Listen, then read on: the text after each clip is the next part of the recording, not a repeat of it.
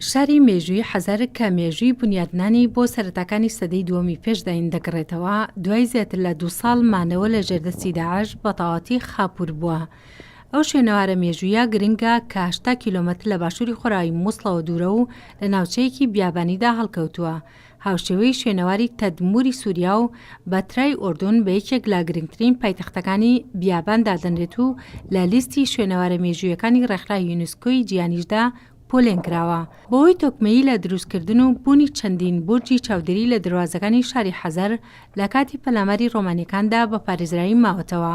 شارەکە لە سەردەمی دەوڵەتی سلۆقیدا بنیادنراوە و لە کۆندا پێگەیەکی گرنگی بازرگانی بووە لە ئاسیادا. بە درێژایی مێژوو دەیان هۆز لەم شارەدا نیشتەجێبوون و پەیکەر و پەرزگای تایبەت بەخۆیان تێدا دروست کردووە.